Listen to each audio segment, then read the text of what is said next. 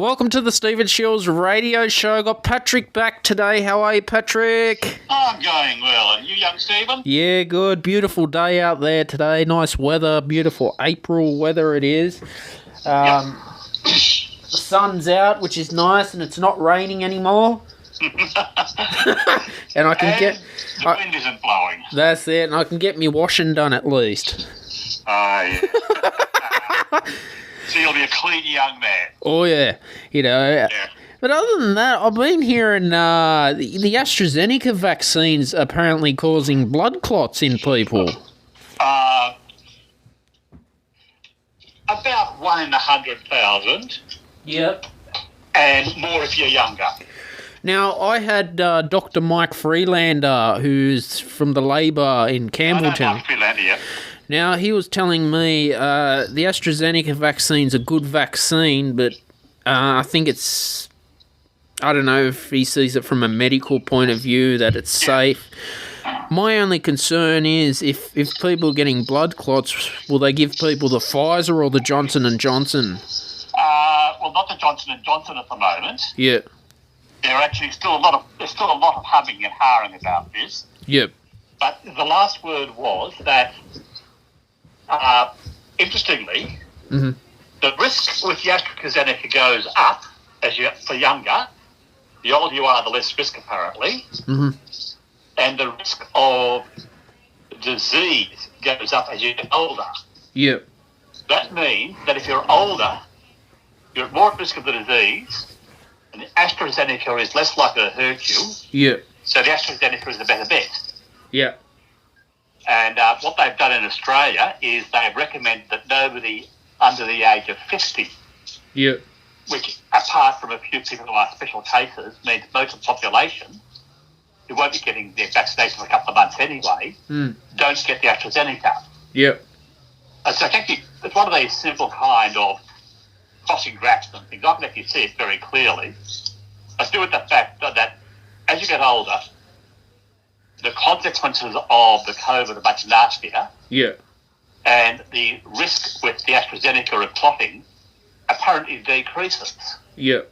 And it's one of these weird things to partly do with your age. Yeah, because I'm a bit concerned about that. I had 2 telehealth appointments with 2 GPs, and they're telling me, oh, you get the AstraZeneca. Now, you are younger than 50. Yeah, 27.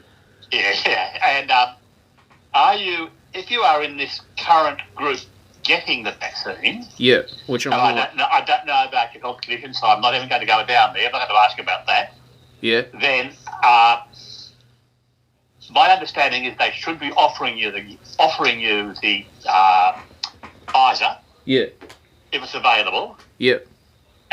Or giving you directly at the moment of the actual decision seriously good advice about whether or not you should be taking the AstraZeneca. Well, I've been told I won't be getting it till August because I don't fall in the age category anyway. Oh, right. If you don't have health conditions that require you, then you won't be getting it in August anyway. Yeah. And by then, there'll be more Pfizer floating around. Yeah. And quite possibly they'll have dug up another one. I hope so. I hope things will improve. Yeah. No, the thing about this 50 age that the Australian government is using is that there are parts of the world where they're making the cut-off age 30. Wow. You know, because the risk from the disease is so serious, they just got to get people injected. Yeah. And as someone just pointed out, you are the risk from the flu vaccine is almost the same. And the consequences of the flu are much less than the consequences from the COVID. See, so all in all, I've already had my AstraZeneca as far as and I'm quite comfortable with that. You've already had the shot? Yep. How'd you feel? I'm officially old. Yeah. Did you get any side effects, or how'd you feel? None at all. Okay, because you got to get a second one too. Yeah, everybody is going to get 2 unless they use the Johnson & Johnson, which I might not use. Yeah. But that's a couple of months, 3 months away now still. And have they given you a vaccine passport yet, or a green card? No, it's actually I haven't. It'll be on my record. Yeah. Which I haven't looked at, but it'll be sitting on my my health record. Yeah. Because when I had Mike Freelander on the show, I asked him the question, can the government force you to have a vaccine? No, they can't. No, they can't. Not Australia. But they can make it hard to travel. They're not sure about the vaccine passport yet. Yeah, no, there are actually, with the vaccines, I am of an age, and they still do exist, Yeah. is that the World Health Organization has a standard vaccination certificate. Yeah. And there are parts of the world where you need to have your yellow card, Yeah. to get into that country. Yeah. And it used to be also for smallpox, Yeah. cholera and typhoid. Mm-hmm. Now, even as late as the early 90s, there were countries in the world that required cholera. Stamp on your ticket for cholera. Yeah. To let you into that country, which is interesting. Sure. Because by then, cholera had been effectively suppressed. And the treatment for cholera is actually so simple, and incredibly simple, that it had become virtually most countries were ignoring it. Yeah. But I ran one country where I actually had to get a stamped advice ticket, which is my book. So where did you get your AstraZeneca shot at? Oh, just the local clinic. You just went in and... What happened was I waited a few days after the announcement, after the couple that died, went online, typed it, and I said, oh, that clinic is doing it. They typed my name in, and they said, when do you want to come? And I said, next Tuesday. So next Tuesday I went in and got it.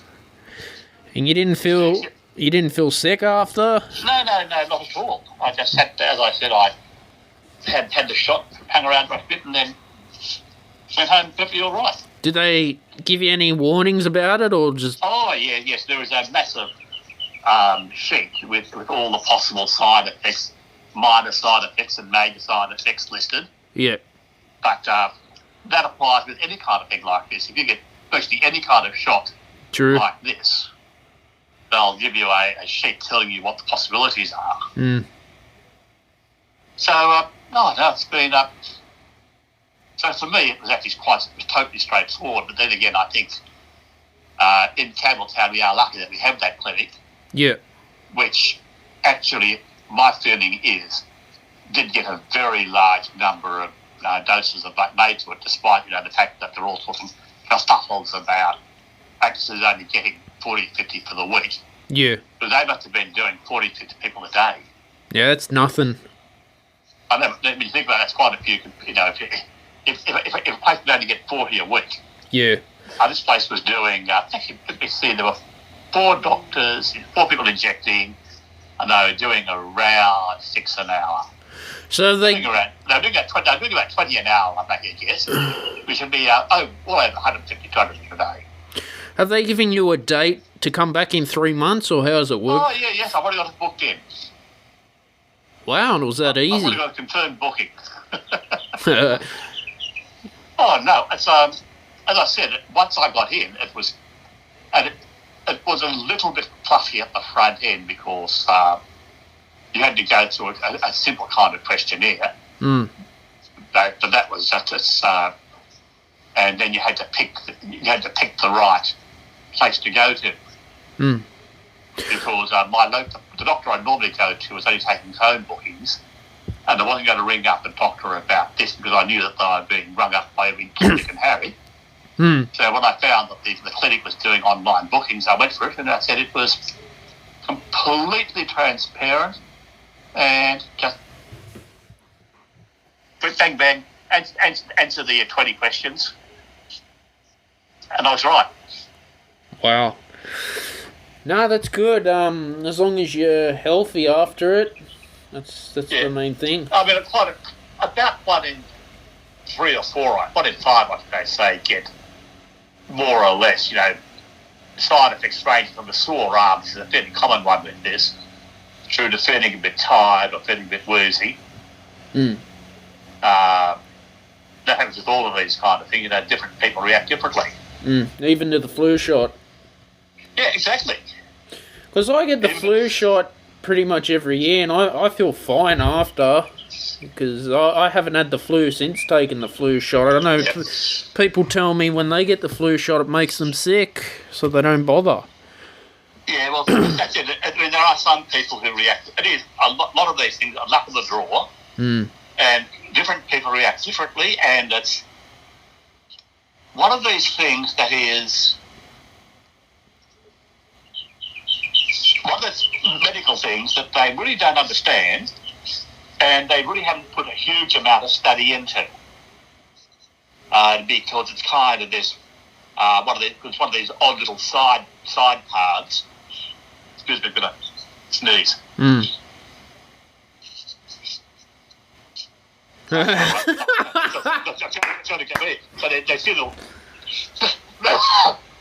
there are a few little side paths that would be interesting medically.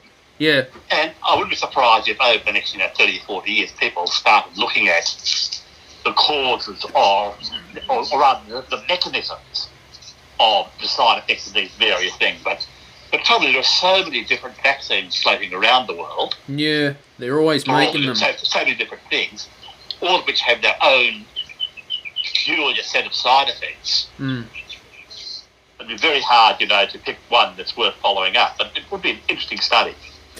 Well, the Australian TGA's approved the AstraZeneca because they want to push the AstraZeneca because they can make them here too. It's locally made, so that saves a lot of hassles. And it's easier to handle.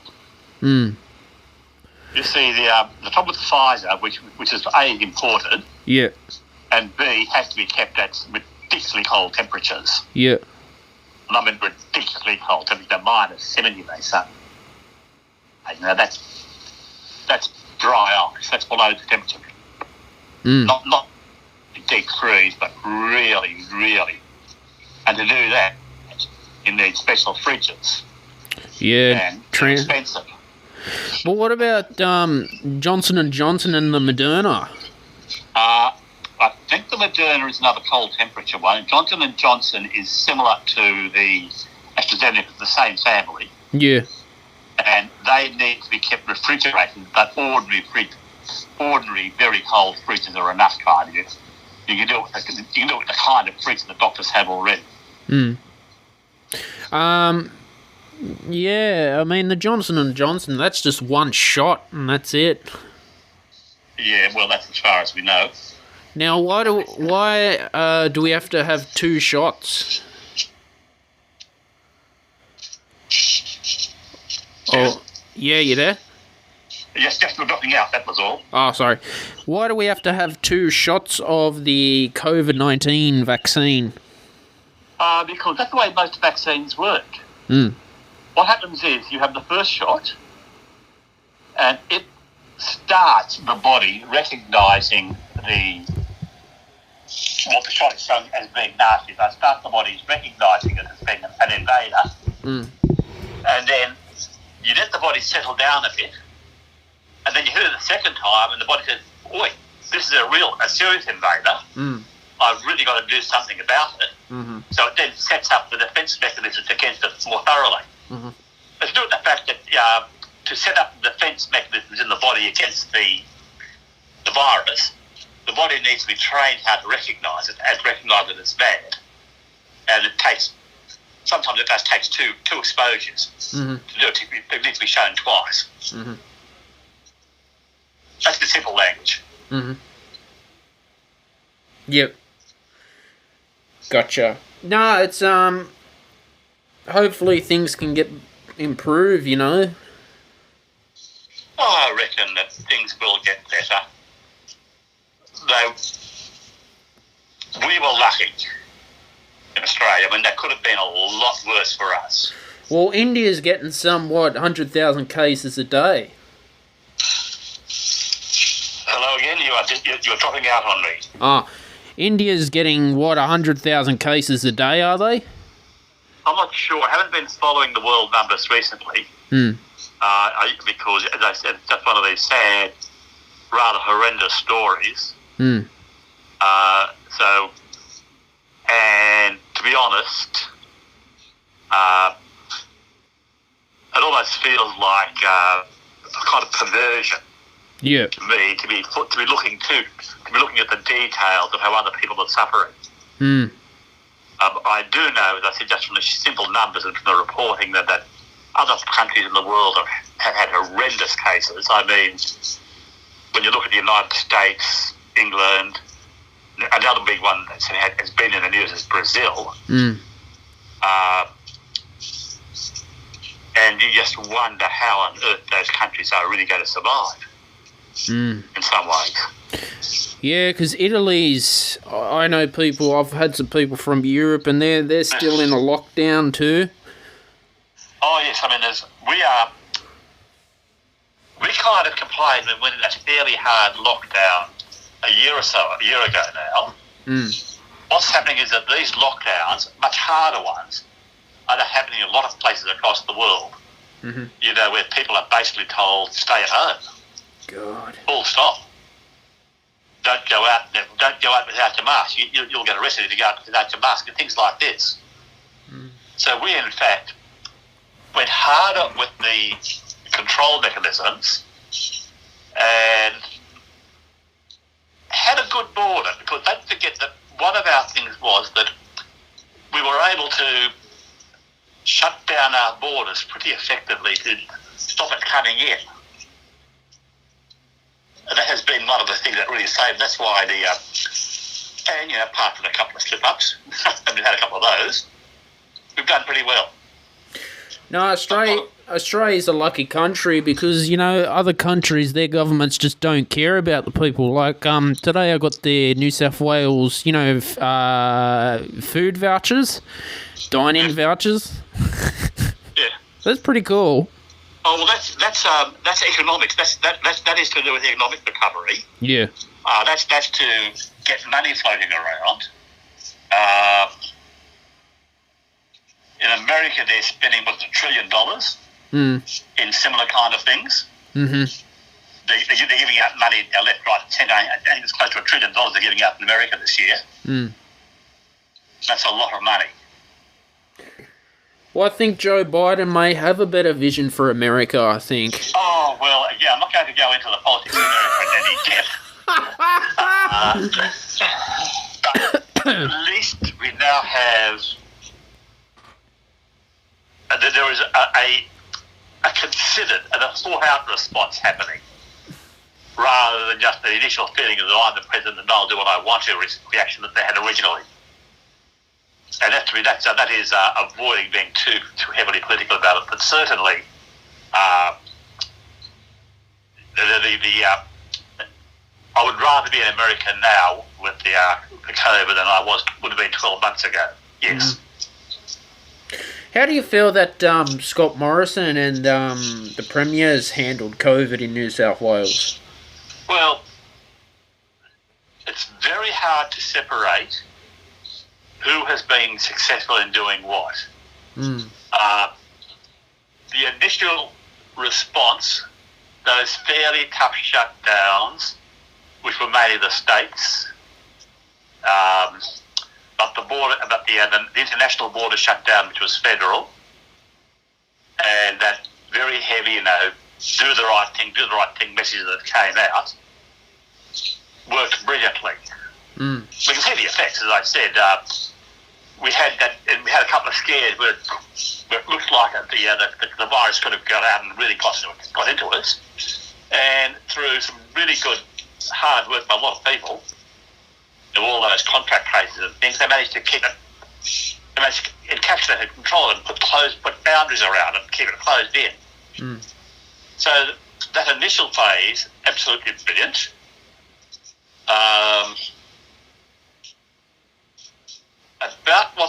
About the vaccine story, which is the other big story of things, I'm not going to say that as logic will have, that the federal government has made a complete hash of it. But because there were things that were kind of beyond their control. But I would say that 6 months ago, they were jumping up and down and saying how greatly they were doing when they weren't really. Boasting themselves. So there was the big difference is between what they said they were doing, what they thought they were doing, to be honest. I think they honestly thought they were doing the right thing. And in fact, what the reality that caught up with them and has bit them in the bum in a big way. So I can't say that Scott Morrison is responsible for the fact that the vaccine isn't coming out as fast as it could. But I would say that he is responsible for allowing us to get hyped up one way when in fact we didn't need to. In fact, we were overhyped and we were oversold. Yeah, because there's a lot of fake news out there in the media as well, which I don't pay attention to. Like the Australian government's, I think, ordered more Pfizer vaccines as well. It has, yes. That is serious news. And are they going to get more Johnson & Johnson? Johnson & Johnson's not on the shopping list at the moment. Yep. Basically, the point being that it is as likely to have the same side effects as the AstraZeneca anyway. Yep. It's a very close relation to the AstraZeneca. And this side effect appears to be related to the kind of vaccine that it is. So they've got to be careful. There's no sense in buying a similar one, unless, although, that is their case, that is their argument. And again, I'm in no position to evaluate that argument. I don't have all the data in front of me. Yeah, well, there's still not enough data at the moment. That's slowly. And that data will come. Yeah. See, one of the things is even with the AstraZeneca side effects, it took several millions of doses, quite a few millions of doses, before this side effect this clotting effect became visible. Yeah. Now, if we kind of charged in 6 months ago with the AstraZeneca, we'd have had those effects here in Australia. And so much sounds rather awful, but we were kind of able to see, before it started really hitting Australia, what these potential side effects were, and were able to change our process on the fly. And this, of course, was because we don't have the virus hanging over our heads, attacking 1 in 10 people, as it is in some countries. Yeah, well, Brazil, Italy, they're all gone to shit. They're stuffed. They're in a bad way. Some countries are in a bad way, some in a very bad way. People are losing their jobs, losing their homes over there, because the banks, well, they want their money up with their mortgage. Yeah. Well, as I said, the economic consequences of something like this really won't be fully felt for another 12 months, at least. We'll be still kind of recovering from this in 12 months' time. Has this been worse than the 2008 global financial crisis? We don't know yet. That is as simple as that. Nobody knows yet. Because it's a different type of thing. It's a different type of crisis. Lots of things. The way people work are going to be has changed radically. The kind of work people do will have changed radically. Things like tourism, which is a major business in Australia, for instance, won't be the same again for at least a couple of years. So we've got that big hole there. But other industries and other kind of jobs will, as people become able to do them, will just start coming back online again. Yeah, I mean, we'll go on to tourism. Like, I wouldn't even be travelling interstate at the moment in Australia. Well, I wouldn't. I'm happy to travel around Australia now because I don't believe that lines that diseases recognise lines drawn on a piece of paper. True. No, seriously, they don't. And the thing is that the only reason why states closed their boundaries was because they were convenient ways of closing off possible contact.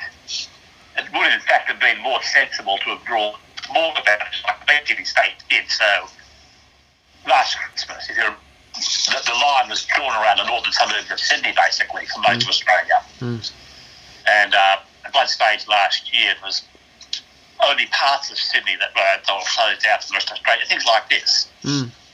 So they can draw lines around, a big line around where they think there might be a problem, and say if you come from that, don't leave that zone, or stay inside there, and you're right. Mm-hmm. Now, this is how it works. So this can work pretty well. This has worked very well. Mm-hmm. So I'd be quite happy travelling around Australia now. Yep.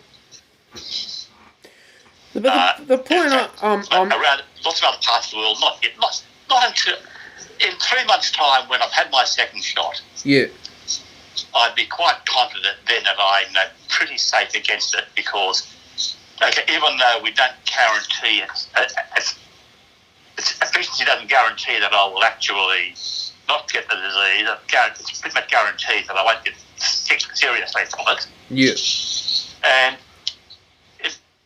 in 6 months' time, the world will have changed again, probably for the better. I agree with that. The problem is, even if you got a vaccine and then boom, you've got you've got an outbreak at the border, they're going to make you isolate for 2 weeks, even if you've had the vaccine. Well, this is part, as I said, but this is where the borders, and I'm not talking about the borders being just lines on the map. Since some states were very, very precious of their borders, and it's really funny early in the year listening to the New South Wales Premier saying, aren't those Queenslanders really awful not letting us into Queensland? At the same time, at the South Border, it's got letting Victorians into New South Wales. Yeah. I thought that was a little bit one side. Well, it just became a political football match. That's all it was. Well, it became a bit of a football game, yes, because of party politics and different parties. But nevertheless, most of what, even though the discussion and the talk about it was political, the effect was that it made everybody really, really aware of what was going on. I think that the best effect of all those close downs and things was not the direct effect of stopping people travelling, but it made everybody else around very, very conscious of the fact that there was this nasty disease around, so we better follow all the other rules, like, keep our distance, wear our masks, wash our hands, etc. And my feeling is that those constraints on travel and things had a symbolic value that was probably more important than their practical value. Exactly. But, you mentioned about the face mask. I mean, Melbourne brought in a law you had to wear a face mask, otherwise it was $1,000 fine. Yep. That's right, because Melbourne at that stage had what looked like a potentially very, very nasty outbreak. Yep. Because there were enough cases scattered across enough places that, and it was that slightly more active version, so it looked like, and it only lasted for a few days. It was a bang-on, bang-off kind of one. And again, so much of that was really pulling people into line about everything else they did as well. I think, as I said, my belief is that a lot of these controls were their symbolic value of really getting the message through to people that there's something real going on out here. So just be generally careful. Exactly. No, it's it's just crazy times. Crazy times indeed. You know, and but what can you do? You can't do anything about it. Well, what you can do it about, that's this part of my life coming to. You can't do something about the situation you are in, but you can act sensibly in the situation. In other words, you can, be careful about your mask, be careful about coughing, be careful about keeping your hands, and all these kind of simple little things that really we should be pretty much doing anyway. Yeah, common sense. Well, whatever common sense means, but yes. So we will see what we see when it comes later. Yeah. Yeah, I mean, we just have to move on from this. And we will. But you remember there was the Great Depression. I know of it. I'm not old enough to remember it, thank you.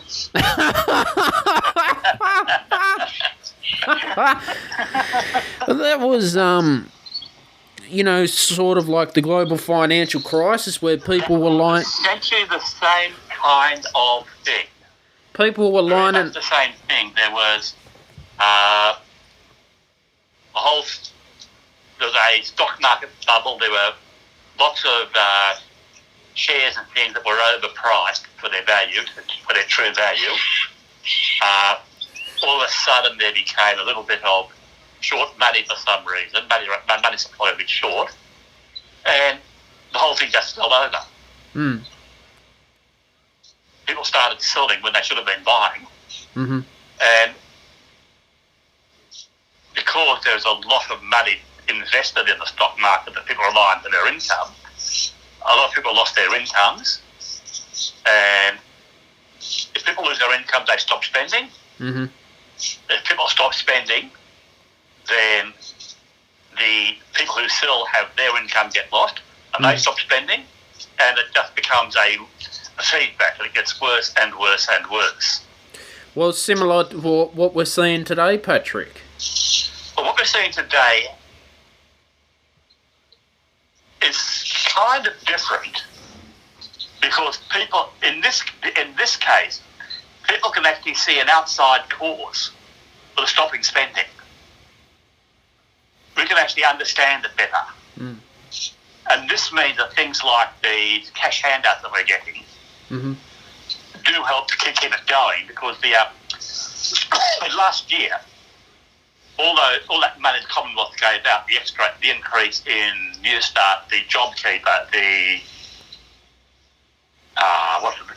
economic stimulus plan, so the $3,000 that we got in two sections last year, all that money, a lot of that money got spent.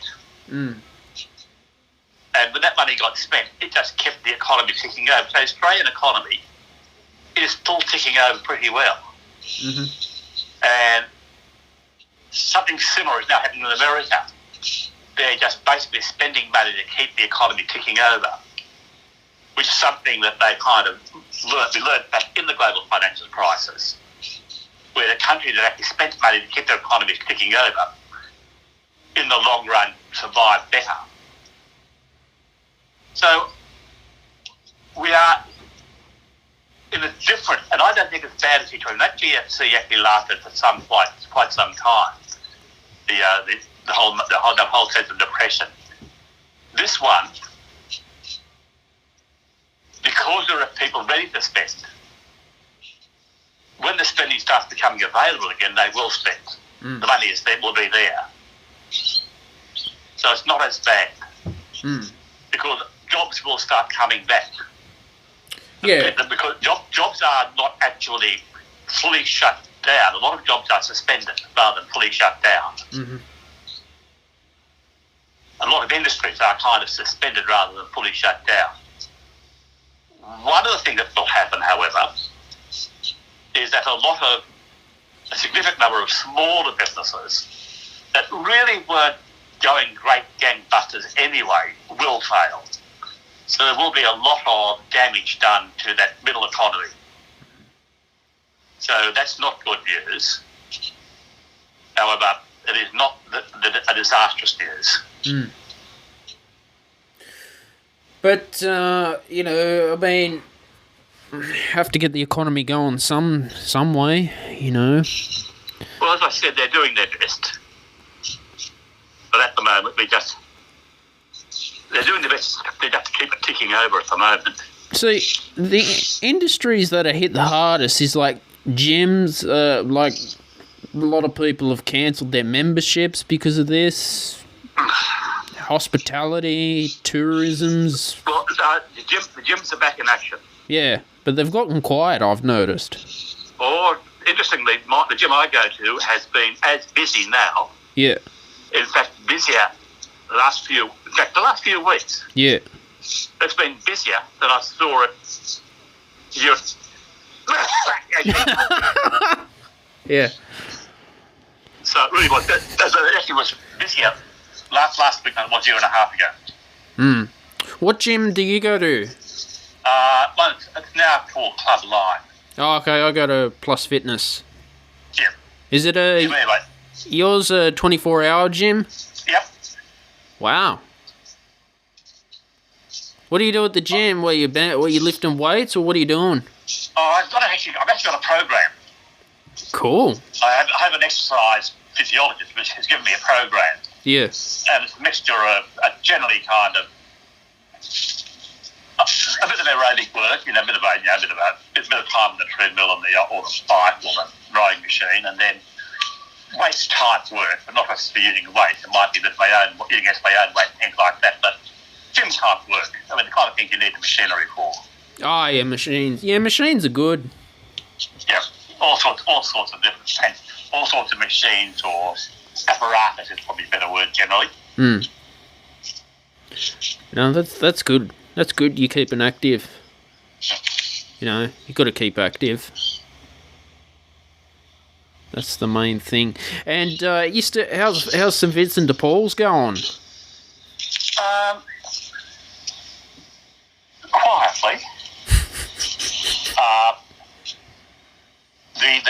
What we have found on the actual people needing help side is that there has been a significant, or there was a significant drop in people needing help. Mm. And this actually came because of the extra money the government gave out last year. Mm.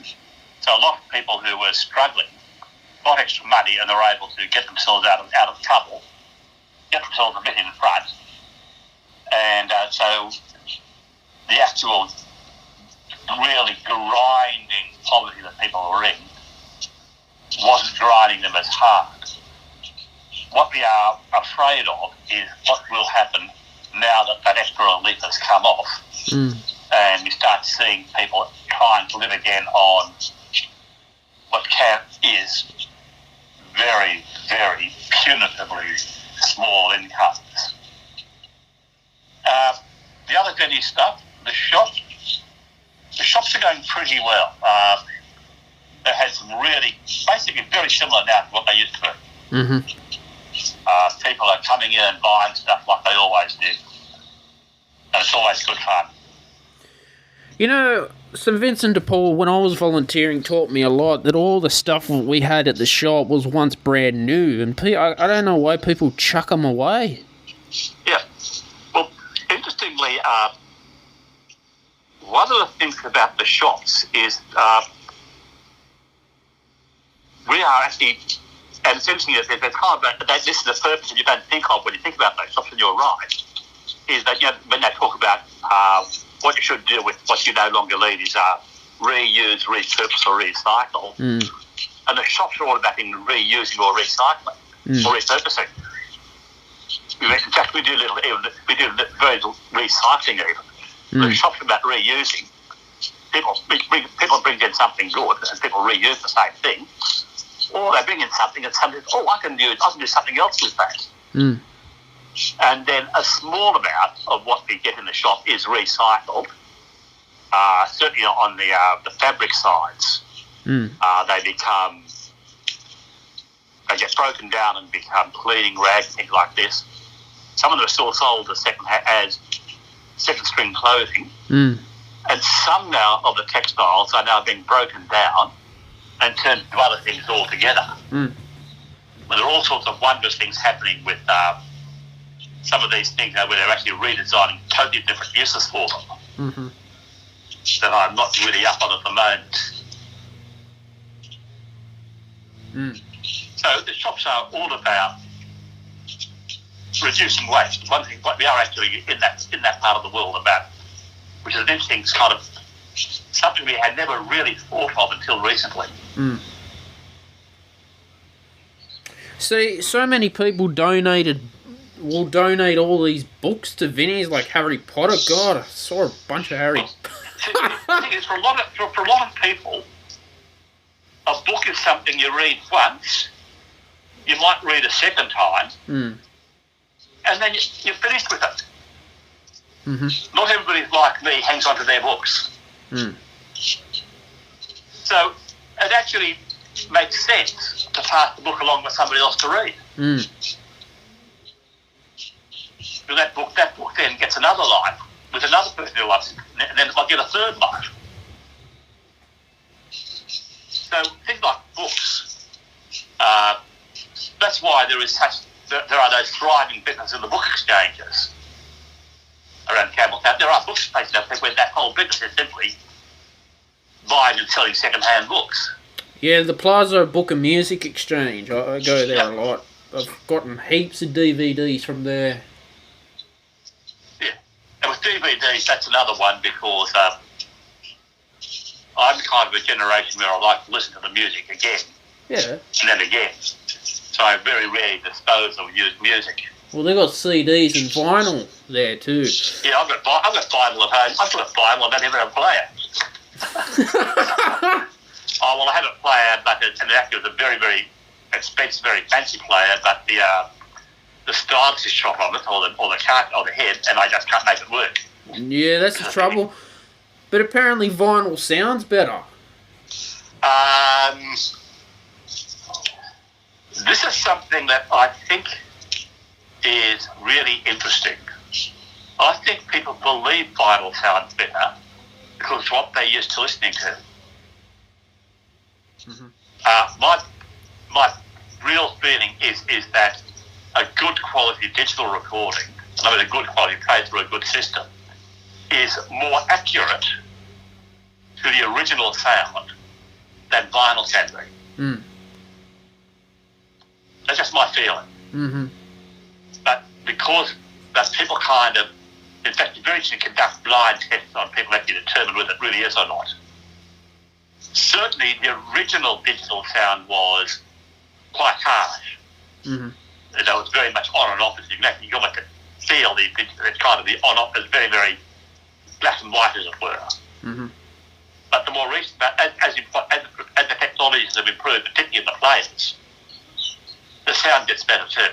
Mm-hmm. I think it's more the equipment that it's played on than the medium in which it's been recorded. Mm-hmm. Mm. Yeah, after all, when you think about it, all those big films you go and see now, that sound is now all digital. Yeah, everything's gone digital, Patrick. Yes, that's what digitally remastered. Yeah. The first thing they meant was the sound was digitally remastered, which meant that they were able to, because with the digital processing, you can actually, and here is one of the things where in a way the purists worry, you can actually tweak the mistakes. You can actually make it, if somebody is slightly off, you can actually bring him back to being right on and things like this. Mm. And you can actually, you can improve the content of the various components of the sound and things like this. Well, look at the Beatles. I mean, they had to get some of their stuff remastered anyway. Yeah. AC/DC, the same. All their old rock bands have had their stuff remastered. Well, they didn't necessarily had to. They could have actually recreated the original their masters, but they could have recreated them or reproduced them in the analog format. Mm. because at the Beatles' time, most masters would have been on recording tape, which also has issues. I think so. It is a really one of these much more complicated, much more subtle things in this. I think there is a lot with the vinyl in particular. There is a lot of the tactile about it. You actually control what you are doing. You actually physically can actually see the stylus head going down onto the disc. You can kind of feel it as well as see it and hear it. Wow. I think there's a lot of that also involved. Yeah, because there are vinyl shops around too. Oh, there are. Yes. And the other thing is most people can kind of understand how vinyl works. Yeah. I mean, it's quite easy if you know anything about acoustics to see that the waves on the vinyl actually physically mirror the waves in the air. Whereas with the digital recording, it has been totally fragmented. And so there's a sense of magic about it. Yeah, there's good and bad to both. Oh, yeah. You know, it sounds like you're a vinyl person, or you used to be. I've actually played whatever I have in front of me, but I haven't played vinyl for some time because I said my vinyl isn't working.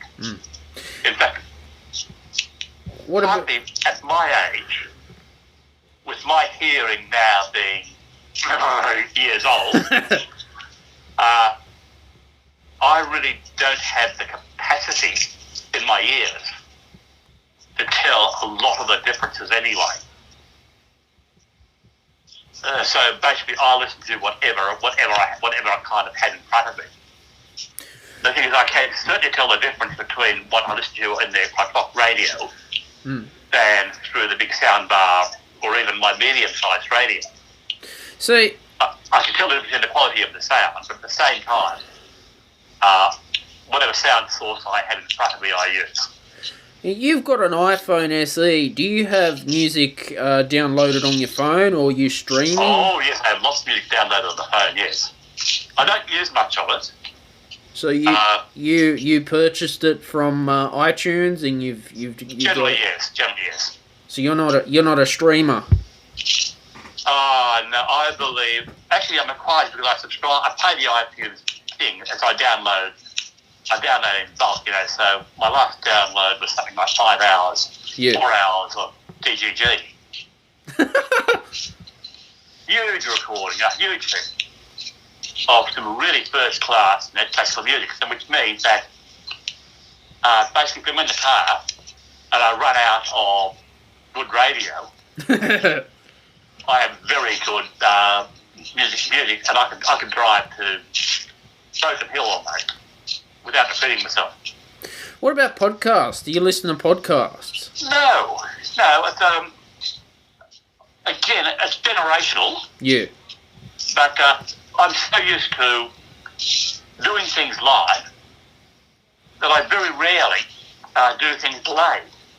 Because on your iPhone you've got an Apple Podcast app. Oh, so I've got the Apple Podcast app, and I've got the ABC Listen app, which also has podcasts on it. So I've got lots of podcasts, but I very rarely listen to them. See, there was satellite radio I was trying to listen to called Sirius XM. It's like an American satellite radio. Because I wanted to listen to the Howard Stern show. Yeah. But I couldn't. You can't get it in Australia, which sucks. Possibly, you might not get it through, believe it or not.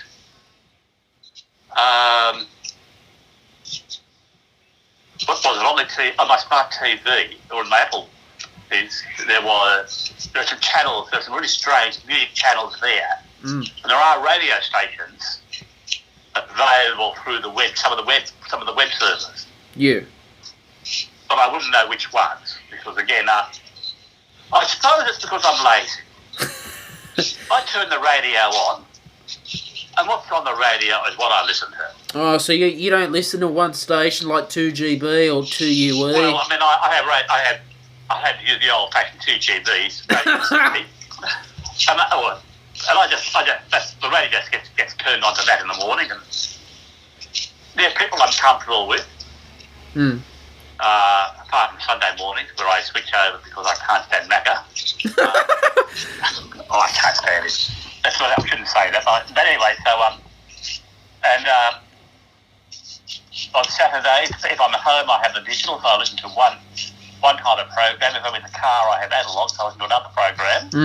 Because the sports comes over the football and things comes over analog, but the digital channel has other slightly more. I don't think interesting, but slightly less sport oriented. So, or culture, yeah. What's the difference between satellite radio and digital radio and analog radio? I don't know about satellite radio. Are you actually using a satellite, or are you getting it through the web? Yeah, I think you can. I think satellite radio is a brand name. Yeah. For a server. Digital radio and analog radio are the technologies they use to encode the signals to transmit them. See, up until 20 years ago, roughly, in Australia, radio waves were broadcast using what's essentially an analog system. In other words, they would take a radio carrier wave and modulate it as a direct image, a direct representation of the sound wave they were sending out. Just like vinyl against CDs. Digital radios, they digitise it and they send it out as a bit stream. As the TV is now sent out as a bit stream. And the beauty of using the bit streams is that, and here's where you can pack more information into a bit stream, because with the analog, you have to give the whole waveform up and down, you had to broadcast the entire waveform. So that occupied significant bandwidth. With the bit stream, you can get, and that's up a signal on off, so that can be broadcast on a much tighter bandwidth. So you can pack more information in through the bits. That's why we now have 20 TV stations or something, where we only had 5. Each of those stations could actually, using the same width, broadcast 3 or 4 more channels in the same space. With radio, do you sometimes find it goes and gets crackly sometimes in the car or on your... In the car, yes, but it's analog. So why is that? Because in the radio, it's an analog system, an analog signal. In other words, the message is actually directly being carried in the radio waves, the ups and downs, and you get a bit of electrical interference, a bit of lightning, or you drive underneath a power line, and that actually directly interferes with that signal and changes the shape of the wave. And also, if it's a jagged signal, like a lot of these are, that's received by the radio receiver as a jagged signal, which is that crackle. Whereas with the digital radio, it's essentially on or off. Because when they send the signal out, as with the DVDs, they have code correction built into it. So every block of about 300 bits, they then send out another block of, 20 or 30 bits, that if there is a mistake that they find, it can correct the mistake. So if there is a small blip in the signal, it can actually correct it. And also because most interference to radio is a jagged signal. It's bing, bing, bing. It's not a continuous noise. If you interrupt a digital signal, it cuts out for 1,000th of a second. So you lose 1,000th of a second of the sound. That's what happens. And you can't hear 1,000th of a second click. But with the analog radio, that same 1,000th of a second pulse is turned into a spike, which is a jagged signal, which you then hear as a click or a crackle. That's why the digital signals are generally cleaner. That's why your digital TV, if you notice, it doesn't go blurry. If you have bad weather, the digital TV, first of all, crashes into big squares, and it just turns itself off, basically. If you have a really bad storm. Well, that is true, because we're finding like some channels just won't work properly sometimes if there's wind or there's storm. Yeah, well, that is quite possibly a poorly located or poorly designed antenna. True. I mean, I've got a very small. The modern antennas are very small because the digital signals are coming on the ultra high frequency channels, which are very short, so you don't need those big huge antennae anymore. And it's sitting on a pole that was designed for a really big heavy antenna, so it doesn't move in the wind at all. Mm-hmm. But often, various things affect the signal. I mean, the wind. Not so much the wind can move your antenna around. They can also move things like trees and things in the way, and depending which channel you're at, which channel you're looking for, you can actually move things in and out to kind of deflect and alter the signals. Mm. But the most probable cause, if you've got a bad signal in weather, is the antenna itself. It's probably as close as that. Mm-hmm.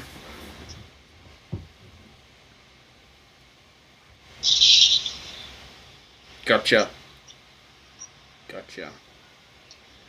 Yeah, it's so it's all got to do with the antenna and frequency. Yeah, my guess is if you're having trouble with signal, the first place to look at is always the antenna. Yeah. Always. Yeah. But, we're moving in now to a world of streaming with television. Yeah, well, that's all digital, but that's all coming. Most of that is coming down the wire. Mm. And it's going to be interesting when the new fibre to the node NBN starts overloading because of that. Mm. I'm gentle. We've been having some NBN problems anyway with Telstra. I'm having no problems with my NBN. Hey, who are you with? Telstra. You happy with them? Yeah, I'm more than happy. I've had no problems with them at all. I had a small problem at one stage last year. Yeah. And that was actually with the NBN itself. And my annoyance was that it took me about 4 hours of trying to get through the Telstra. We're going to fix it down the line where we're going to fix it. And then eventually they put me onto the NBN. Mm. And the NBN came out and fixed it in 3 minutes. Literally.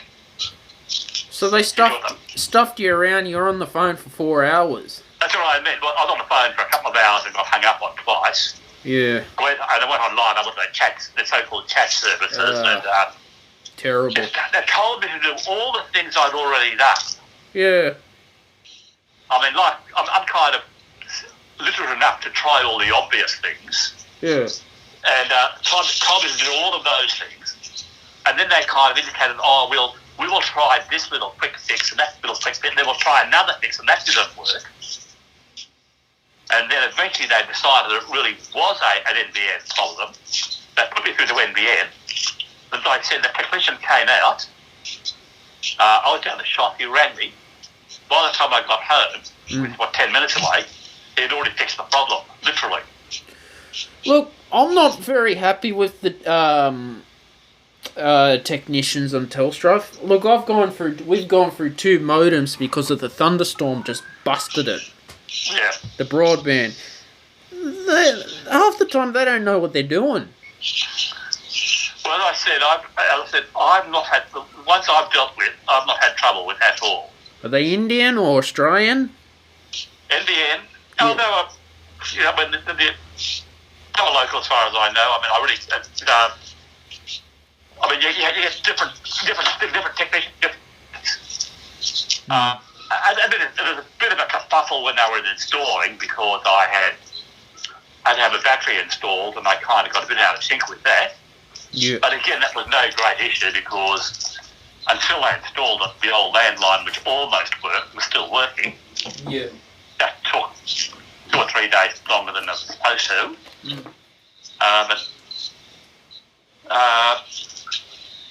But the real problem, their technicians are generally quite competent as far as I know. And since anyone I've ever had dealt with has been more than competent. The problem is that if you're doing it over the telephone, then you're dealing with somebody who is not necessarily in the same country as you. Yeah. Who's looking at a screen, taking readings off the screen that might not be really accurately showing the problem. And the other thing is that they, because of this, they have checklists of things, of probable causes and probable issues that they just kind of work their way through. Whereas if you have a live local technician looking at it on the ground, that's the problem, bang. Well, that's what they should be doing. They should be getting properly trained technicians to be able to do the job. You know. Well, I said, that is actually, as I said, the technicians I've had to deal with have been properly trained and more than competent. No, I find... Just constrained by by the fact that they had checklists to follow. See, if I had if I could change provider, I'd go with Vodafone or Optus, because I've been very happy with them. It's not very hard to change provider. No. Provided you are the person who's doing the providing, provided you are the person who's paying for the service. Yeah. No, it's there's been a lot of people that have had problems with Telstra. Well, it's a bloody big company. It's got a lot of customers. A huge number of customers. Quite a lot of those, because they're such a big company, there's so many customers, and they're dealing with something that people regard as something that has to be absolutely right all the time, and it should be. When something goes wrong, they're the ones who get the blame. Every telecommunications company has its large number of people that complain about it. Telstra happens to be the biggest, so it has the most. Well, there was a day last week where Vodafone couldn't get any service with Vodafone. Exactly. Vodafone fell over. These things just happen. Yeah. When the time I was having trouble with my modem was the same day that Telstra actually fell over. So I was having a problem with my NBN line at the same time as Telstra was having a global problem. So we had two problems, one on top of the other. Yeah. And I eventually worked out that my problem wasn't their problem. My problem was actually my own problem. Well, you know what I'm saying? It really was. That's one of the reasons why it was so hard to get through to them. Because everybody else was trying to get through to them because nobody was working properly.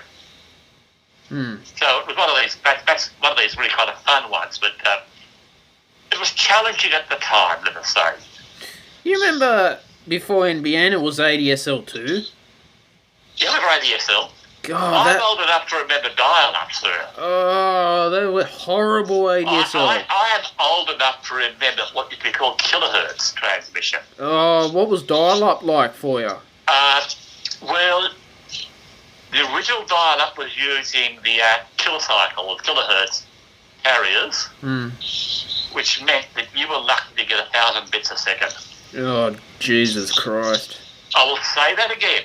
You were lucky to get 1,000 bits per second. Oh. In fact, I can recall one stage up at school, I was working at the library, downloading a major portion of the budget papers, because I thought the economic students might be interested in it. They weren't. So it was a fun exercise. And basically, I put the machine on and left it running overnight to download the file. Wow. Sometime I'm old enough to remember kilohertz kilocycle bit rates. Before we had NBN, we had ADSL2. That was terrible. And the ADSL actually it was actually better. Trust me, the ADSL was so much better than the dial-up because the line stayed open. Yeah, but that thing would just drop out so much, Patrick. Oh, yes, I mentioned. Well, that was this was, I know in my case, that was mainly due to the very old telephone lines. Where do you live? Bringelly. I'm not sure how old your telephone line there, but I had very old telephone lines in my area. Yeah, same thing. Yeah. And that was why I was really pleased when we discovered we were very early on the NBN rollout. Yeah. And I went in hard and fast because my telephone line would just, it would rain and I'd lose everything. Well, where are you living? Middle of Campbelltown. So you got the NBN before we did? Oh, yes, I got it, 4 years ago now? Wow. Just after the election. We only got it last year. Yes, and the thing is, and because I was in the original rollout, I've got the proper NBN. Yeah. I've got the true NBN. I can look down and see the fibre optics coming into the wall in my house, and then the fibre optic continuing under my floor right through to the room where I have my receiver for it. Yeah. So I now have a really well-working high speed, although I don't use a high speed. I only pay for a lower speed because I'm not interested in high speed. Yeah. But I get faster than I pay for most of the time. How many people in the household? Just me. Yeah, see, that's why it's quicker, because if you got, like, more people on it at once, it's going to slow down. If you have more people at once, you have to end up paying for the higher rates. That's all. What would a Wi-Fi router do? Would that speed it up? The higher router, the router, or the NBN box, is capable of handling, I think it's 250 megabits a second or something. Yeah. Comfortably. So it's not that. It is what you pay your provider for. You actually buy the speed. The speed is available. You buy it. Yes, you got to pay for it. You got to pay for it. Yes, and unless you need it, depending on what you do, and I'm not a heavy user at all, so I am more than comfortable with what I have now. Well, as long as you're happy with what you got, that's the main thing. Yeah. You know. But, yeah. I felt the NBN was just very slow, that rollout. It actually rolled out at the rate they were intending to originally, but it did get changed, as I said, with this whole, we've got to get it out fast, we've got to get it out cheaper, big shift, which was an ugly thing to do. Because we only got the NBN last year in the pandemic. Yeah, well, it is a big job to replace thousands of kilometres, tens of thousands of kilometres of cable. It is actually physically a big job. But see, why is it Europe, America, they've always had faster internet than we have in Australia? They haven't always had faster internet than we have. They haven't? No, but bear in mind also that the people have there are more people there. So there's more demand, more people doing it, and they just started earlier than we did in many cases. Because there was more demand, there was more pressure on the system. Well, I found when I went to like the US, the internet was just quick. Yeah, well, as I said, I'm not going to. As I said, I do know that if you're prepared, anybody who is prepared to pay more than stingy me can get good high-speed internet, particularly if they're lucky enough to be hooked up to the proper internet, to the proper broadband, proper NBN. Simple as that. It was because we had a visionary government that tried to do something big, and we had another government who just spending too much, we'll do it cheap. And that's as political as I'm going to get on that subject. A lot of Australia's problems are to do with the size of Australia. I mean, Bringelly is a small township tucked away down the end of a road. kind of. Oh, it's growing now. Oh, that's growing now. But at the time, when it was 10 years ago, 5 years ago when they started this, Jelly was a small town at the end of the road. Mm. So when you're doing something like this, you start with the places where you get the best bang for your buck. Mm-hmm. You start making money out of it quickly. Mm. You start by putting the NBA, start by rolling out the network. And they started in those places where the old copper was worst. The densely populated places where the old copper was worst. That's why we got it here in Campbelltown. Because we had appallingly bad copper. They rolled it out here quite quickly. But other places where the copper was better, and or small places, they just kind of, you were part of the tidy up at the end. Well, see, is the NBN, I think the NBN's connected to the satellite, isn't it? Not directly. And the ADS... The satellite system is quite independent. For international communications, there are now kind of three ways we go. The oldest way was under steel, copper wire and steel cable. Yeah. Just like good old-fashioned telephone lines.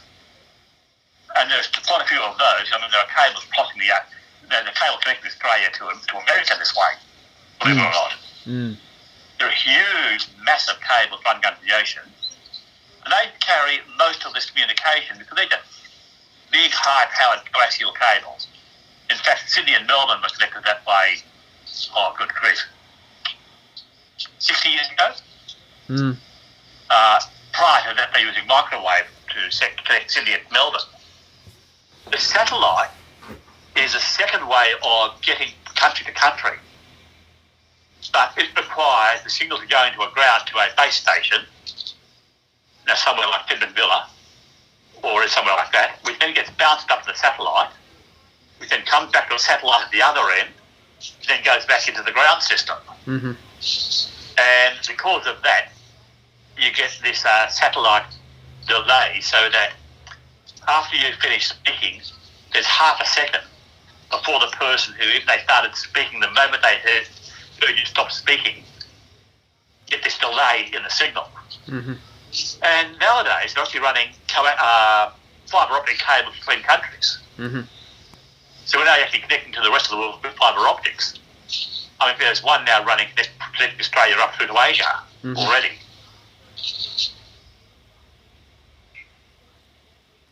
Wow. Interesting. But see, with the internet, you know, there's no privacy on the internet. Well, there isn't as much privacy as you give yourself. Like, are you using DuckDuckGo? No. I'm still using. We would have had this discussion last time, actually. In fact, there are times I turn the privacy key on in Google. Yeah. As you do that, they keep no record at all. Mm-hmm. I've already, in my Google settings, turned off tracking. Yeah. You can do this. But nevertheless, that kind of doesn't really concern me much, because the kind of searching I do in particular is so very much me, and it's so kind of eclectic and so variable. I get all sorts of. I don't get any specific kind of feedback from them, and I'd be surprised if anybody would work out who I was from what I went, because I see something and I'll follow it up. Yeah. I use it to follow up information on whatever I see or hear, rather than following anything in particular. I have no facets of search. But you know what's annoying? When you're trying to read a journal article on Google, then all of a sudden these ads just come up, popping up, and you're trying to read. Well, how do you think they're paying for you reading that journal article? Advertising. Those journal articles cost money to put on the web. Yeah. So the advertising is the way you pay for it. There ain't no such thing as a free lunch. I never knew that, Patrick. That's how they pay for it. But see, DuckDuckGo... Google is essentially an advertising business. Certainly Facebook is an advertising business. Well, they all are, but DuckDuckGo I can read, but I'm not going to get bombarded with these ads. Yes. Interesting. I'm saying that carefully. Yeah.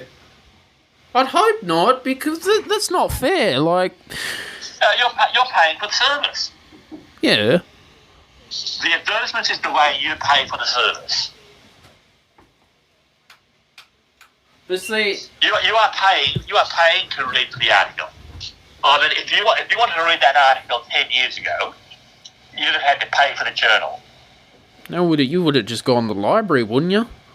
Or gone to the library, but the library mightn't have that journal, and the library would have had to pay for the journal. You pay for the library, believe it or not, yeah, through your taxes.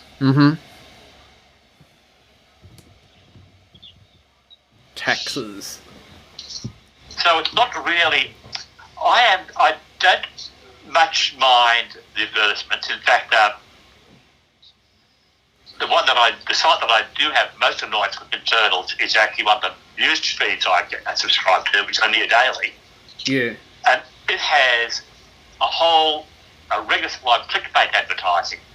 Oh, and this clickbait advertising really bugs me because it's cheap and nasty, and I'm surprised that a journal that is actually quite respectful of its content is forced into using this type of really cheap and nasty advertising to pay for itself.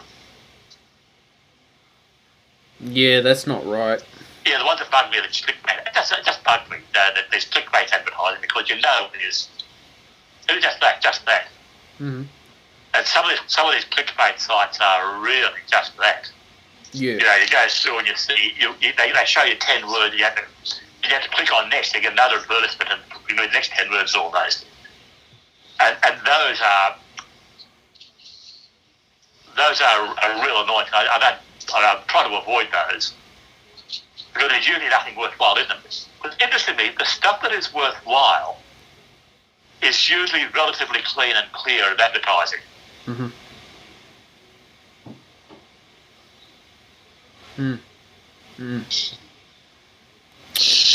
Yeah, I mean, yeah. I think advertising's just getting worse and worse on the internet, Patrick. Well, it's kind of once upon a time when the internet was young, the joke used to be the internet was 90% sex and the rest information.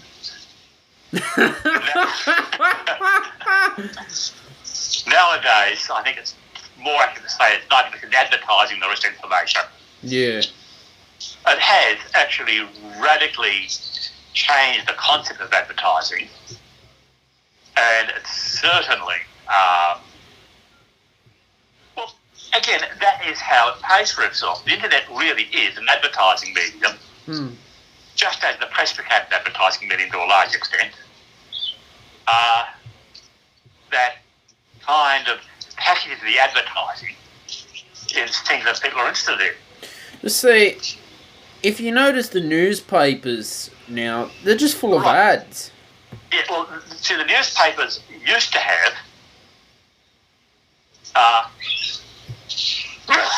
hundreds of pages. The Sydney Morning Herald on a Saturday, for instance, would have had 40 or 50 pages of advertisements at the back of it of various types.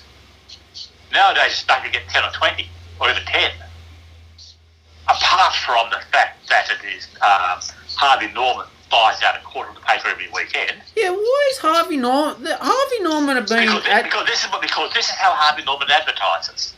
They've been doing it since the pandemic. I know they've been doing it forever. Sure. And that is the way they advertise. In the paper. They've decided that where lots of other people use the internet for advertising, they're still going to use the print medium, and they're going to saturate the papers, the print media, with their advertisements. What's the difference between advertising in the paper versus online? Well, with no idea of what the costs are, the thing is with online advertising, you often pay for the space on it, an appreciable amount, but also often on the online advertising, you're also paying the company like Google to direct your advertisement to people who appear to be interested in what you are selling. Yeah. Getting back to your earlier gripe about them. So that's why online advertising is there, but in the press, you just get everybody who has that paper in front. But Harvey Norman has decided that, say, I'm not sure about the Telegraph, but the Sydney Morning Herald has still quite a lot of readers over the weekend. Quite a lot of people. And most of those people are people who, because they're buying the paper, have a bit of spare money. And Harvey Norman is selling to those people who have spare money. So it's a good match. Yeah, what's the difference between the Daily Telegraph and the Sydney Morning Herald? Their owners. Because at one stage the Sydney Morning Herald was big and now it's gotten small. The Sydney Morning Herald was a broadsheet, as they call it, until quite recently. And in a way, it's standing kind of a joke that serious papers were broadsheets, big format, and the small papers which are easier to handle, the so-called tabloids, were... That's the word. The technical word is tabloid. Yeah. That's actually the correct word for it. The tabloid press was a shorthand term for the cheap and nasty. But the Sydney Morning Herald, the Sydney Morning Herald, because actually it costs more to make a bigger paper. If you think about it. But see, they're going digital now too, and it's cheaper. I get the Herald. I actually read the Sydney Morning Herald 7 days a week online. So but I can get the physical paper still on Saturday and Sunday. Are you a subscriber of the Sydney Morning Herald? Yeah.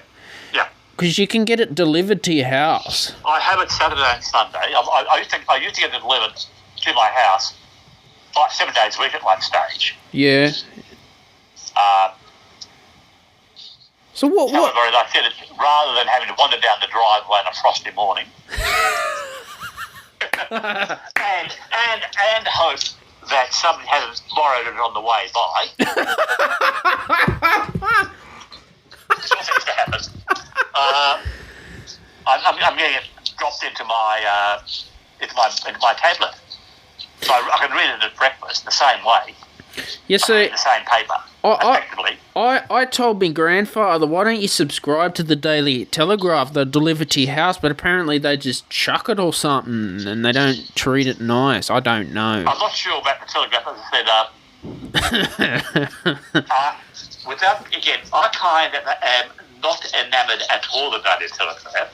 Yeah. I find that it's a big part of the Australian.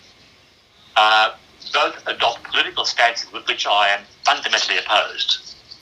There's a lot of crap. There's a lot of garbage in the Telegraph anyway. I can't stand it. Well, I'm not going to call it garbage. As I said, I find that its commentary tends to be politically very remote from where I am. Yeah. And even when I look at it critically, which sometimes I do, because sometimes you have to read what the other party is doing to get a more balanced view of the world.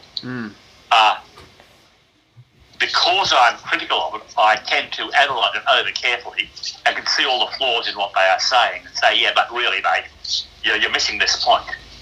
So when you read your paper, because I stay away from the paper. Yeah. I find it's... I read the Herald most mornings. In fact, every morning I pay for it. But I generally read the news first. Yeah. I have the news on the radio and the news in the paper. This actually gives me a pretty broad picture of what's going on. The paper often has smaller stories in it because it's bigger. There's more paper than the radio news. See, you can get the news... You get smaller, more interesting stories occasionally. You can get the news on MSN anyway. But that's all garbage. That's through another filter. And that's Channel 9, who owns the Sydney Morning Herald anyway. And there's Apple News on your iPhone as well. News, but as I said, I still,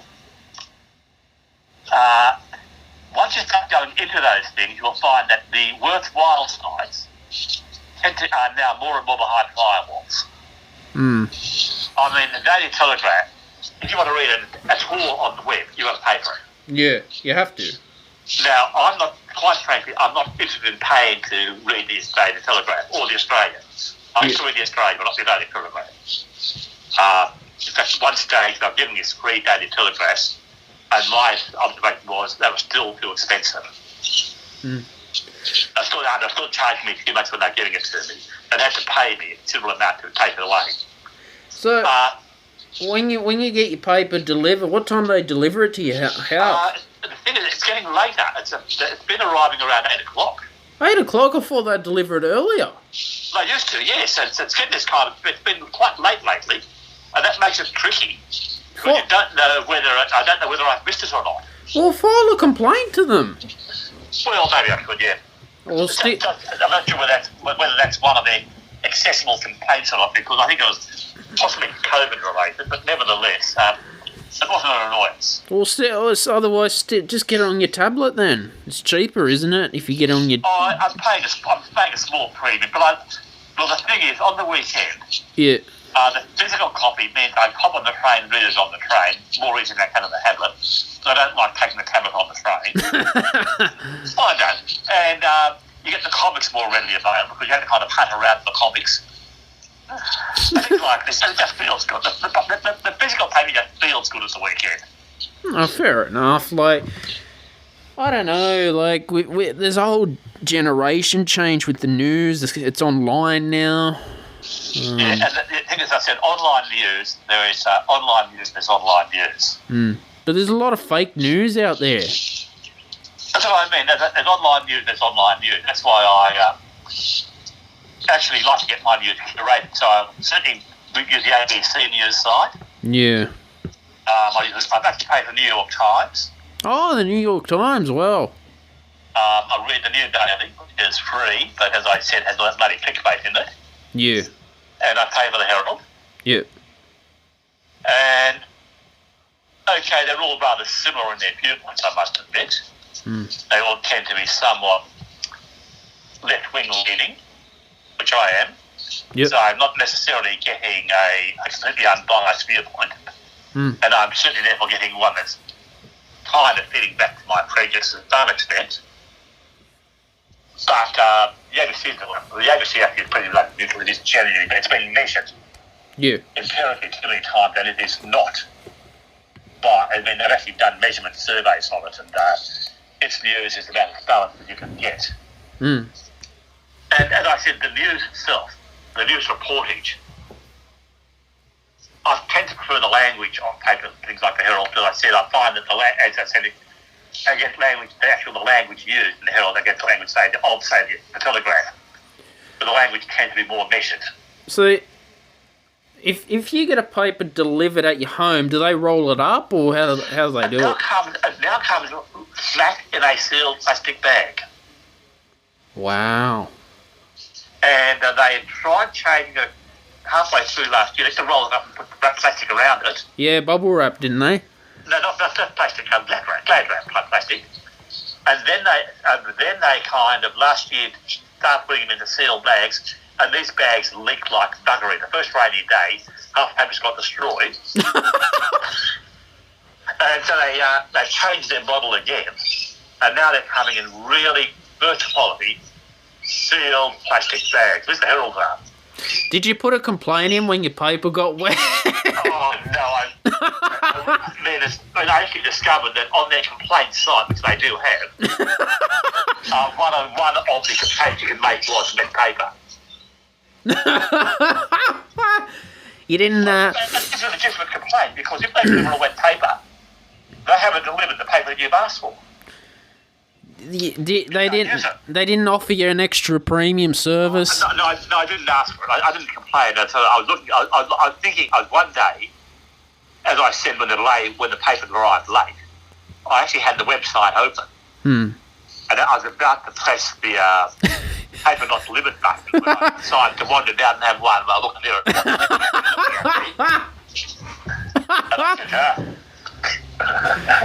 So what happened? Like, if your paper doesn't get delivered, what do you do? You can complain, and nowadays they actually have on their website. Yeah. You have a subscription link. Yeah. And just go through that link, and you can say, "Oi, my paper wasn't delivered." See, if you're from the older generation who don't have the internet and doesn't come, you'd have to ring them, wouldn't you? Yeah, that can be a bit tricky. Because I don't know now who delivers my paper, where it comes from. Comes from Sydney. I used to know it used to come from the Queen Street news agency. But that's changed hand a couple of times, and it's reduced in size considerably. And they no longer deliver. So I don't know who does the delivery anymore. So when you get your paper digitally, how does that work? Can you download it, or what is it? With the papers, with the Herald, yeah. No, it is it's effectively live. I can download a copy of the paper itself if I want to. I can actually download a digital copy of the newspaper. Yeah. But that's actually I then have a reproduction of the printed page, which doesn't read very well on the screen. So you have. So I use a digitally formatted version on the screen. So do you have to have your internet connected? Yeah. Yeah, that's probably the. Yeah. Well, it's very hard to get internet first if not connected to the internet. Yeah. Okay, of course, since I have the internet hooked up through the phone and things, I was able to read it in Canberra on my phone and things like that. Yeah. So, when you read your paper, do you read it word for word, or what do you do? I don't read all of it. I read, I look at the headline and say, that story looks interesting, that story looks a bit boring, that story is just another politician opening his mouth and making hot air. Yeah. Things like, I make those judgment calls on whether I'm going to spend time reading the articles, and then I read most of it.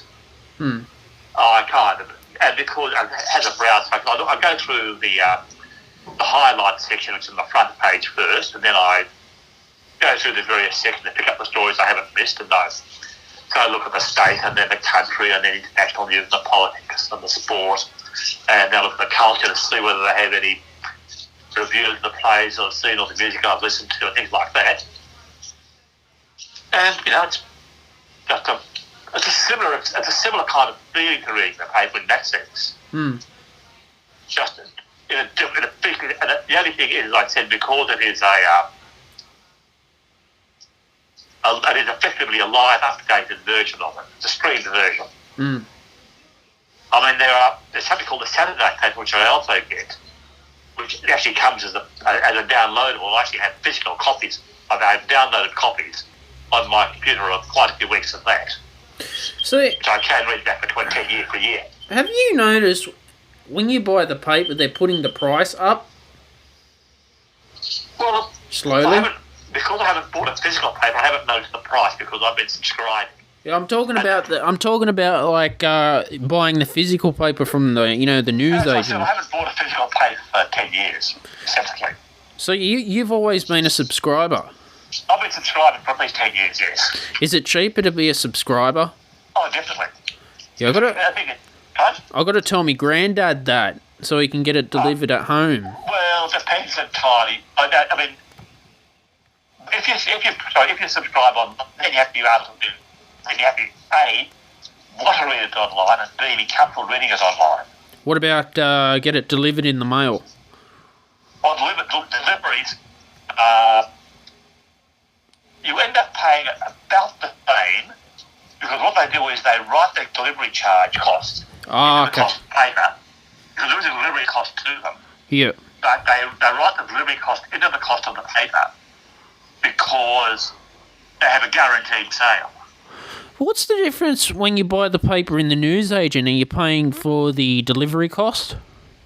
You're paying the newsagent's overheads. You're paying the newsagent's profit margin. Okay. So the newsagent has to make money out of the deal one way or another. Yeah. I mean, he buys it at one price and he sells it at another price. Yeah, and he puts it up. Gotcha. Yeah, And the price shown on the paper is the maximum retail price that he can charge. Yeah. But he buys for about between 2/3 and 3/4 of that price. If he wanted to, he could sell it cheaper. But they don't want to. They want to make money. They want to make their money, yeah.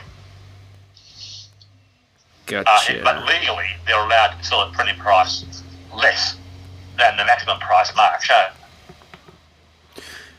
Yeah, interesting. Except that most of them have a contract with the newspaper publishers that say they won't. Yep. See, news agents, I've noticed they're dying out. Oh, well, they are, because they're no longer selling the papers they used to. And magazines, because people can subscribe on their tablets and all that. Yeah, well, but then again, physical magazines are so much more fun. But yeah, that's why people are subscribing to everything. All these so many of the things that are subscribed to because it's cheaper. Yeah. Because it's a lot cheaper to prepare something for the web. Okay, I'll rephrase that. It costs about the same to prepare something for the web as it would for printing. In fact, it probably costs less, although very similar. But all the layout and stuff is very, very similar, actually, when you think about it. And so it's a cost. But if you want to print a paper, what you then have to do is start up the printing presses, put a bloody great big roll of paper in one end, and what that bit of paper go round and round and round and round, and you go through the press, so you're paying for the paper, you're paying for the ink. That paper then gets great big bundles of quite heavy stuff, and go on the back of a truck. You've got to then carry those bits of paper, 10, 20, 30, 40 kilometres. That costs a bit, that costs money. Whereas once you put it into the web, how much does it cost to go from their server to your server? Nothing.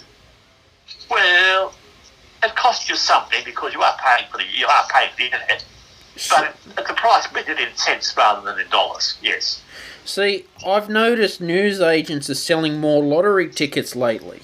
Oh yes, I mean they're now effectively lottery agents. Yes. But see, there's talks about Coles and Woolies that are going to take over the news agents, apparently. Well, that wouldn't surprise me if that happened now. I mean, 20 years ago, Coles and Woolies tried to do so, and they got shouted down. Did they? Oh, yeah. They tried to. But Coles and Woolies actually... You might know that Coles and Woolies sell papers nowadays. Yeah. At one stage, the papers just weren't selling to the big news, weren't selling to them. Yeah. Because the news agents screamed and shouted so much about losing their trade. Yeah. But the way things are going now, I wouldn't be surprised if the news agents has effectively disappeared. Which would benefit people because the good big news agencies were more than just, the good big news agent Campbell had no question was much more than a newspaper, magazine. There was also a stationery shop in a big way. Yeah, what? The other thing that news agencies were, there were also the stationery suppliers. What happened to the in Queen Street? There was, the big news agent that was next to Pizza Hut. That was I can't quite the name now. That annoying.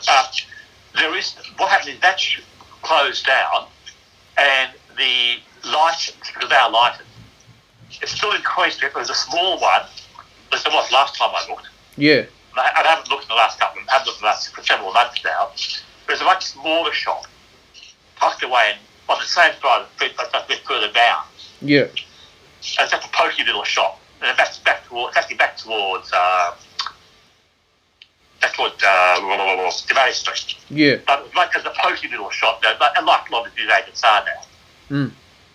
But it's no longer that great big shop that used to sell all that. So the trouble was that stationery supplies have been taken over by the big box shops. You've got things like Officeworks. Yeah. That really demolished that part of that. And at one end, and at the other end of their kind of stationery supplies, all that fancy arty-crafty stuff, you got those really arty-crafty stationery shops up in the square and things. So those semi-generalist shops were selling that market was knocked out from underneath them. And the newspaper business went bung. And so they just basically had to downsize. See that the big news agent in Queen Street, that's been replaced with a law firm. Yeah, that's right. Yeah. Well, the premises have been taken over by a law firm. Yeah. I think they might have sold it. I don't know. Well, they probably did, because I have a just through that they actually own the premises. They because that site where they were in was actually their third site. Wow. Prior to that, they had a site on the other side of Queen Street that they did own, and it was huge. It was half as big again. It had 2 floors. Mm. And they overexpanded, and they kind of... My feeling is that they actually overexpanded and actually had to kind of move away from that because they were too big. Yeah. They couldn't handle it. And that was long before their paper started going buzz, because they just were... Their business model fell over. Yeah. Let's see, Pizza Hut in Campbelltown, they've been there for years as well. Yeah. But what I'm noticing lately too, there's been a lot of dentists opening in Campbelltown. Yes, I don't know why dentists, but I agree with you, there are dentists. And a lot of semi-chain dentists. Semi-trained? Semi-chain. They look like they belong to networks of dentists, like they're not necessarily independent. What's that? Oh, no, they belong to a network of chemists. You know, they have a brand name on them. Ah, yeah. Yep. Like you got... You got the Smile brand, which looks like a brand rather than just a chemist's name. Chemist's name, yeah. Why is that? Like, I've noticed dentistry is becoming a business now. Well, it always has been something of a business. The thing is, a dentist can only handle so many customers. Mm. There are a lot more people in Campbelltown, and for every extra couple of thousand of people, you need another dentist. Mm. Because the dentist can only handle... I mean, the dentist sees every person he sees at least twice a year. Mm. He sees, say, 5 people a day, 10 people a day, really pushing it. So he can see, you know, he can have around if he has 3,000 patients, that's a full year's work. Yeah.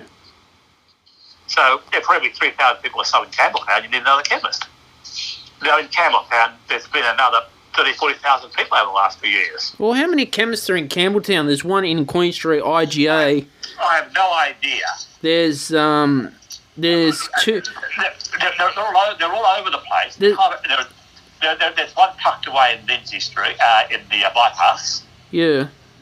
There are a couple in Queen Street. There's one attached to one of the medical practice. One attached to the medical practice down in the mall, I think, really. Yeah, there's a few in the mall. The funny thing is, I actually go to a dentist over in Camden because he was in Campbelltown and he moved over there. Mm. So once you guys start going, you just keep going to the same one, even though he's now there. So. What's the difference with a dentist who says his name is Dr. This versus one's called Smiles and all that? Oh, Smiles are a brand name. Ah, okay. As I'm saying, a lot of these dentists are now working with brand names. They're chain stores. Yeah. They're a franchise. They're like Pizza Hut. They're a franchise. They hire the label. They buy the label Smiles. That's what I've noticed. There are quite a few Smiles, and what that means is they get advertising things through the Smiles brand. Mm. So you'll see advertisements for Smiles dentists. Mm. And that can be the Smiles in your town or the Smiles in whatever way. So that could be a Smiles anywhere, just like the Pizza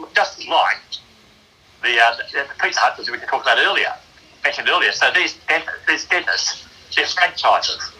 Well, see, we've got a dentist there's a dentist in Bringelly now, but he's very small. That is good news because there's no population out there for it to support it.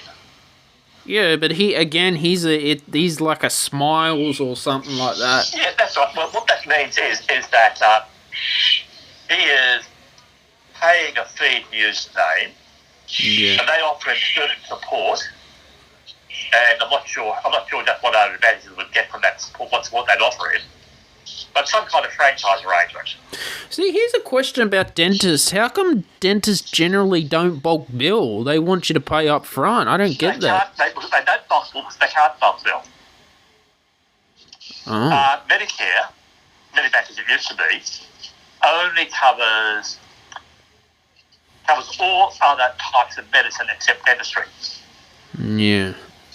When they set up Medicare, Medibank as it was, Medicare as it is now, dentistry was specifically excluded.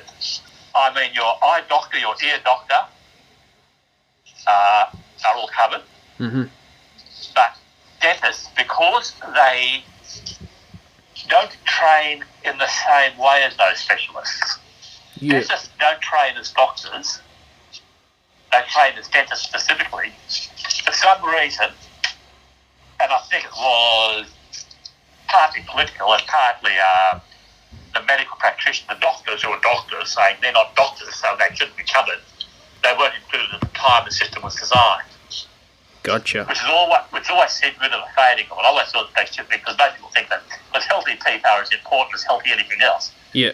But a lot to do with the fact that dentists, although they now call themselves doctor, don't have that same type of training as doctors, as the other practitioners do. You see, I mean, if you're a patient and you can't afford to go to the dentist, can a dentist refuse treatment to you if you don't have the money? yes. Even if it's an emergency, or well, I don't know what the laws That are. I don't know about. There are actually emergency dental procedures available at hospitals even. Yeah. You know, there are actually emergency dentists at the hospitals. Oh, there has to be. I do know that they say that emergency contact, you know, and one of the numbers they used to give is for the hospital apparently. The reason I investigated the dentist I'd go to was I had a minor, once I had an emergency, but I had a child with a chipped tooth, and the dentist I went to was the first one who was free. But Medicare would have paid for that, wouldn't they? This was 50 years ago, over 40 years ago, so it's not like it was. Especially I went wandering on, and he was free, and he was a young chap starting up, and you know, he was quite happy to have a patient, and I just I felt comfortable with the way he worked, so I stayed with him. I've always gone to the community centre dentist, because at least the government pays for that. That's what I'm saying. There is that supported dentistry service. But that actually, I think, is state government, not federal government. But as I said, specifically the dentists don't come under Medicare, Medicare, what it is now, yeah. So you don't, and that was just simply by government design at the time, and it's still been that design, and every so often the jumping up and down about it happens. But at the original time, I think, the dentist didn't want it. Because you're probably too young. You're much too young to remember when Medicare started. Yeah, I wasn't even born. Exactly. There were huge screams from the doctors about it. You know, doctors almost went on strike over it. They withdrew a lot of specialists withdrew their services from hospitals and things like this. And it was really very challenging at the time. And I think they just didn't want to have another fight with another body who was quite separate with the dentists. So they didn't include them. And that's been the way ever since. Wow. Yeah, look, I don't know. It's just become a business, Patrick. Well, a lot of things have become. Most medicine is to some extent now a business. It's not like the old days where it was more about patient care, because I was having a Mike Freelander was telling me that in Australia it's more of patient care, but in the United States healthcare is pretty much a business over there for the doctors. Well, this was the big Medicare in Australia. Yeah. Meant that doctors were effectively guaranteed an income. Yeah. And medicine became effectively a right in Australia. You have a right to have medical treatment in Australia, effectively. Yeah. Whereas in America, if you don't have the right medical insurance, you're fucked. you can be really up to your eyeballs in stripes. So if you're travelling in America, the first thing you buy is medical insurance. You buy health insurance. Yeah. As part of your package, you always do that. But see, the doctors, they can't refuse treatment to you. No, doctors can't refuse treatment. But they then can turn around and charge limited balls if they want to. Yeah. You know, I mean, again, there's beautiful clients in America, there are horror stories of people, because they got moved from one hospital to another, suddenly finding themselves with a $50,000 bill. Or something that they'd stayed at the hospital they originally went would have been free. Well, citizens in the States have even filed bankruptcy because of healthcare. Yeah. And there are some pretty extraordinary medical fees are charged in Australia. There are some doctors who really do charge extraordinary. And there are equally other doctors, specialists of various types. I know a couple around Camel Town who specialists still don't charge the bulk bill rate because, they, as he said, I can do this job well, but why should I charge for it? Well, because that's what I can do. So he basically bulk billed and he made his living quite comfortably by seeing enough patients per day. So that's how a lot of these medical centres work. What's all these bulk billing centres? Yeah. To see enough people per day. They tend to be high efficiency. They tend to push you through a bit. So it is a bit more business-like. How come majority of specialists in Australia don't bulk bill, Patrick? I don't get that. Because they don't have to. They're allowed not to. And there's still this, that's because they're allowed not to. Yeah. So they don't. As I've dealt with several, at the time. I've got a couple. One I still do it for food regularly, but sleep apnea doesn't charge a thing. The colorectal surgeon I saw didn't charge a thing. Yeah. And the medical insurance covered all the other costs. Yep. The eye specialist I see is fairly expensive, but I get a fair slab of that back, but nevertheless I end up paying a significant amount to see her. It's just one of these things. See, my grandparents don't have a private health fund because it's... A lot of people don't, yeah. It's so expensive, Patrick. It isn't cheap. I mean, I know. I pay for a year at a time because it's cheaper in the long run. And has it helped you, or has it hit you financially? The last couple of years, I've actually got as much back from it as I've paid because I've had a couple of very big items. Who are you with? I've had a couple of $1,000 trips to the dentist. Shit. What company are you with? I'm with the credit union. Yeah, you happy with them? Yep. Fair enough. Well, I mean, they pay me when I ask them to pay me, and they take the money off me, and that's it. Because a lot of Australians are walking away from the health funds. It does cost a lot, and it's one of these very careful balancing acts. And the thing is, because of my age, etc., I'm beginning to pay for things. I said, see, last year I actually got back. Yeah, I would have got back everything I paid on insurance last year. I would have got back. Yeah. And I'll probably get a significant amount this year. It means that I can go in and say, that I can confidently go for things like the expensive, quite expensive dental stuff. And so the hospital insurance is a bit of a silliness, but there's a nice little thing at Camel Town Hospital. I don't know whether they're used to. Pay the excess anyway. If I end up having an excess, they would actually not charge you, even though you're supposed to pay an excess because they needed the patients. See, look, my grandparents, when they go to specialists, they pay out of pocket, but they get some of that back on Medicare. Yeah, that's right. Specialists are on Medicare. And health insurance doesn't cover specialists. I don't know. Health insurance covers hospitals. Yeah. And things like dentists. and optometrists as distinct from the eye doctors. What about pharmaceuticals? Pharmaceuticals, not normally, no. Because in the States, it's your health fund that covers your pharmaceuticals. In Australia, pharmaceuticals are covered directly. Yeah. Don't forget that if you're on pharmaceutical, that prescription medicines,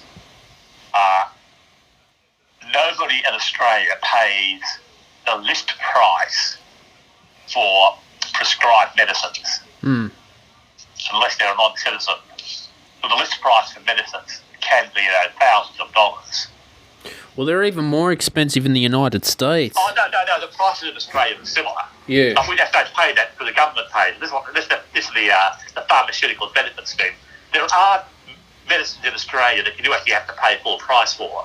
Yeah. Because they are prescribed. I mean, I kind of have a cream that I use on a skin condition I have, and I actually have to pay $30 for that. Some of them are more. And it lasts me 6 months. But if I was getting it prescribed another way for another reason, I'd get it free. So there's that kind of slight strangeness. Yeah, look, I went shopping around for health insurance, I think it was a year ago, but, I'm young and I'd go broke, Patrick, if I had it. And it's true. And it is a decision that is a balancing condition. The thing is, among other things, that once you pass 30, and what happens is that every year you get older, your premium, without insurance, your premiums then go up. In other words, if you insure before 30, you get the base premium for the rest of your life. If, however, you take out insurance, the later you take out insurance, the more they're allowed to charge you to kind of catch up. But see, like myself, I've got pre-existing medical conditions, so they're going to charge me more. Depends on a lot of them. They have a 6 month or a 12-month waiting period for most of them. And don't forget that what exactly you're insuring for. True. Like, dentistry you don't need to, but just say, I don't know, psychiatrists, whatever, etc. Okay.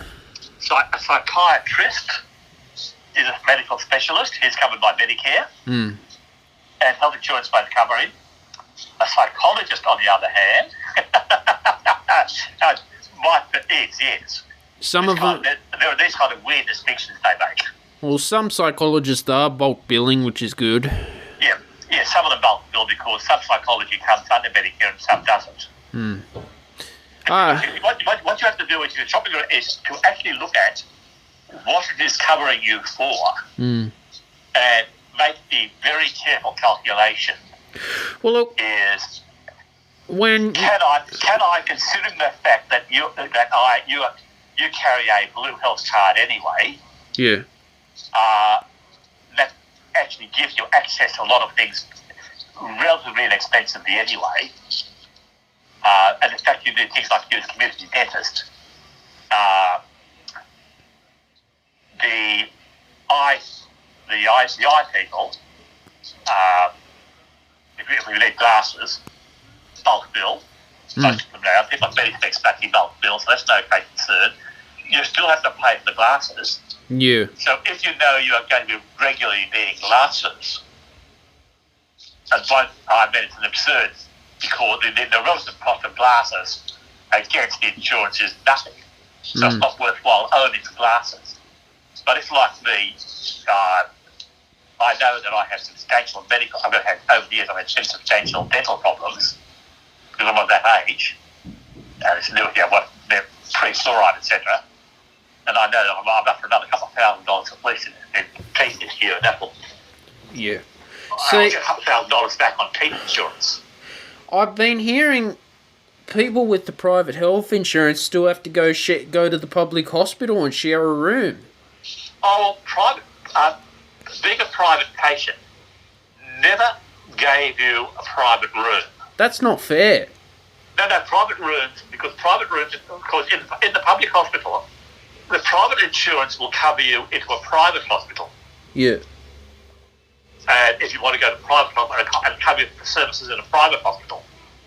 On the other hand, in a public hospital, all spaces in public hospitals are allocated according to the hospital's assessment of whether the patient needs to be in a private room or not for the patient's health, not just for the patient's general feeling of good. Yeah. So that never worried me. About the only advantage you get being a private patient in a public hospital is you can get there faster.